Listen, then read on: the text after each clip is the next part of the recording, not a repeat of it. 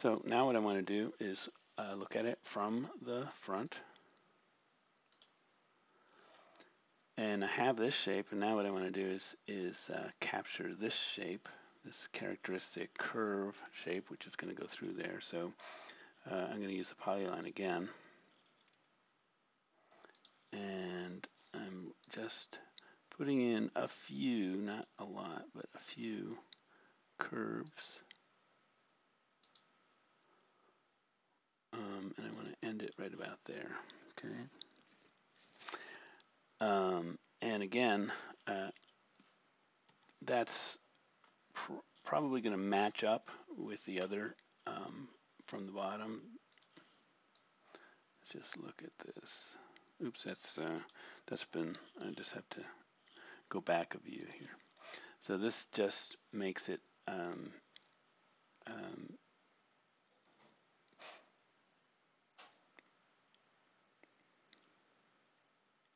ready to go. So now I'm going to extrude this. Again, I'm probably going to do it 36 inches. And I'm going to take some time to center it. So I'm going to look at it from the front, from the right again.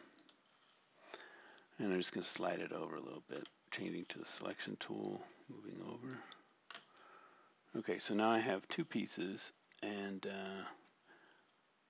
the intersection of these, I'm just going to raise this up a little bit because I don't want any, I want to make sure I can overlap. So, okay, so that's the two shapes. Let's look at it from the side.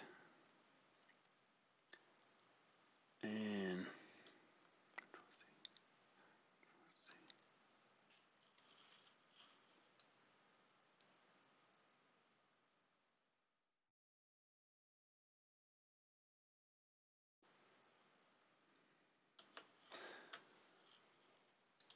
so now I can remove these two pictures, and I can work with this shape.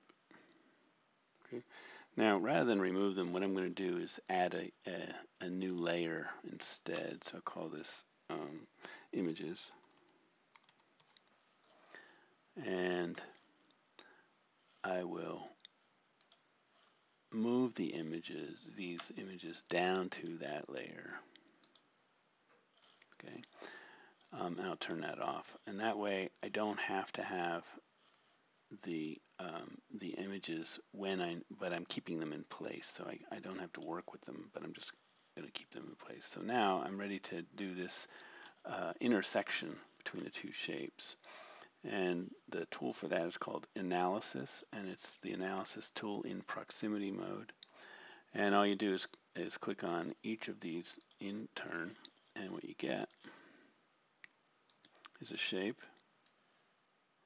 That's the intersection of those two. Now I missed a little bit, so I'm going to adjust that, but you can see it's got that curve shape. Okay, so I'm going to undo back to this point. I'm going to make an adjustment from the front side, because you can see that this is not exactly overlapping. So I need to be up to this point. And I'm going to just raise it up just a little bit more without being too much over, because I don't want to lose that characteristic shape, the curve that I want. Okay, I'm going to try it again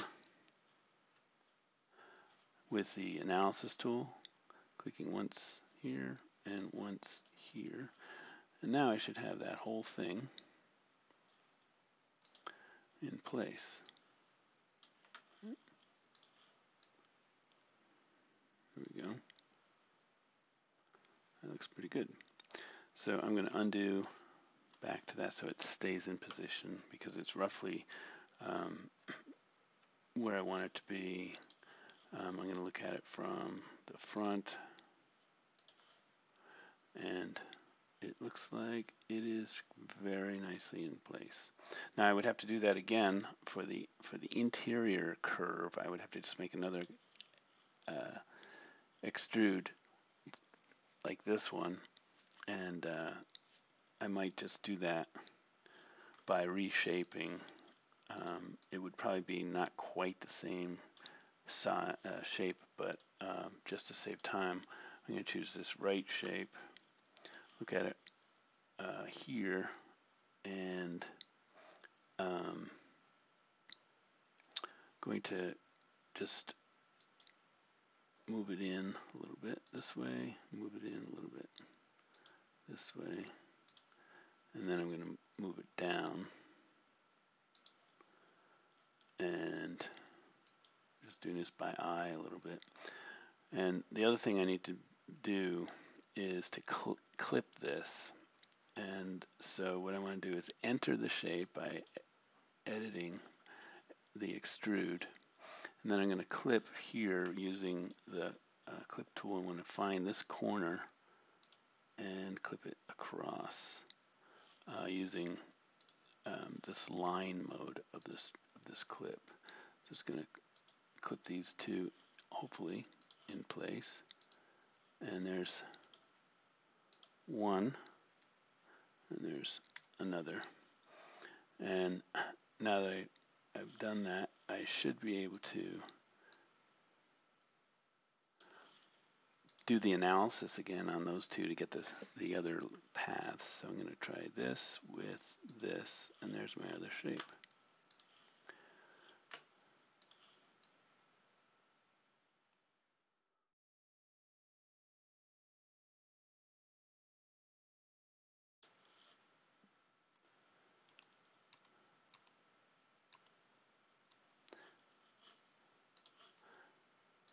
I'm going to take this shape, and it's supposed to be about an inch away from here, so I'm just going to raise it up a little bit. And exit the extrude. And now I'm ready to do the analysis again.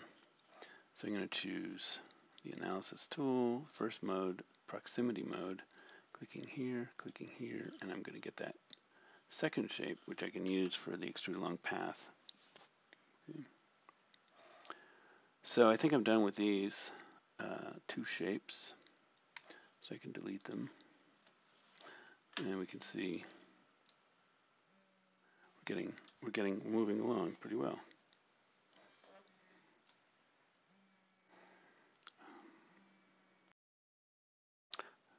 Okay, now I'm going to create the front wheel and the front legs. So I want to bring in this images again and look at it from the side.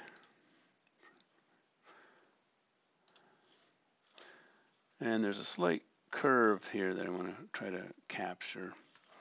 So the way I'm going to do that is again with the polygon tool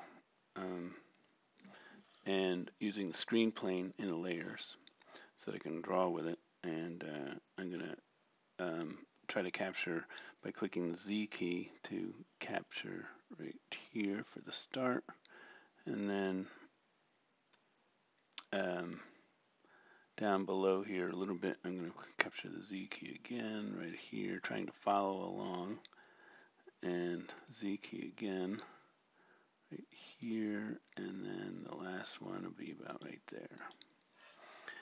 And now this is from the front. I'm going to convert this to a NURBS, so modify convert and convert to NURBS. Now I'm going to also have to look at this from the side as well, so I'll do this.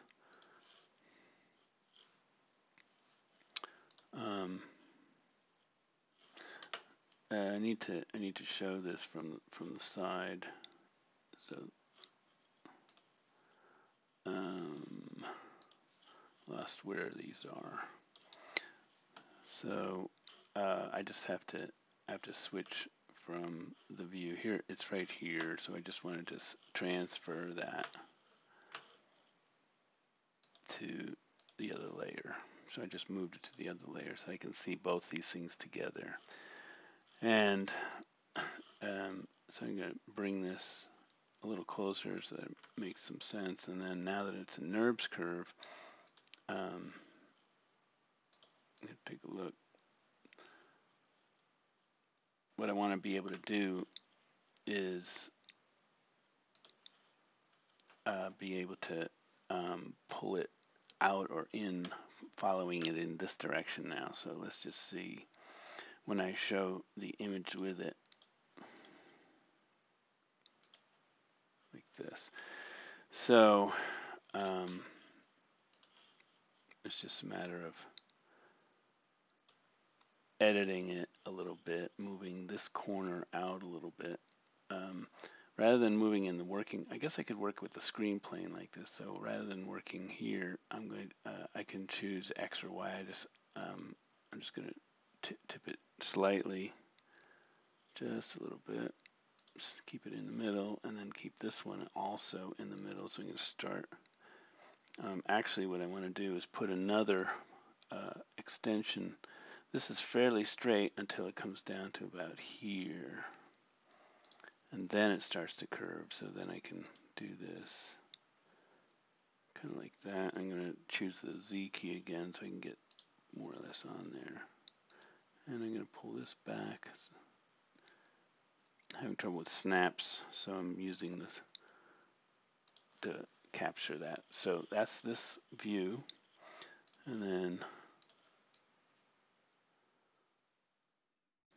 it comes out and it goes in like that. So that's about right. What I want to do is it does seem to go a little bit in, so I'm going to keep it that way. And I'll use the right view so I can see, yeah, that follows very closely, very accurately that way. And then from the front, follows pretty accurately that way too. So that's pretty much the curve I'm going to use. And I can duplicate that now. I can go to a top plan and just duplicate that across the axis. But it looks like this, I'm going to have to move this over. So these are no longer in the position. So I need to move these. But I want to keep these two together. So what I'm going to do is put a locus point down, which basically tells the computer when I'm working with it that these two shapes are going to be kept in place, centered, and on the locus point. So the locus point kind of overrides everything else. So I'm going to choose modify and align and distribute. And I just want to say top and bottom centers like that. And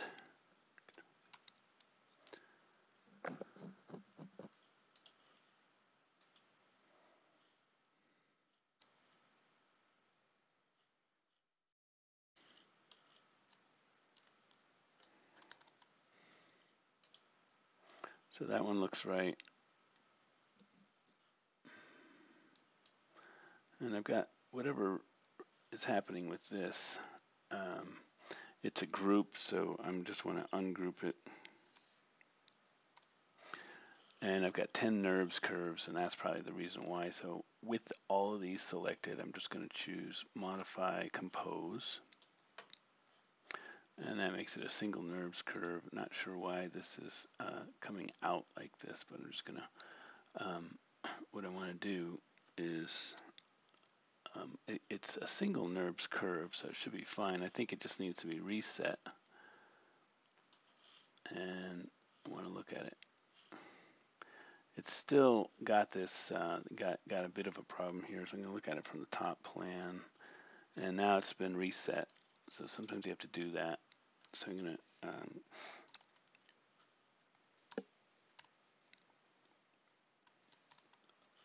run that align command again, and there is the second piece that I'm concerned with. And now I can flip this across that same axis. So I'm going to choose the mirror tool with the mirror and duplicate mode, and I'm going to find that locus and give that. So I've got these paths coming along pretty well now. And there's my front view, and there's my side view, and it looks pretty good.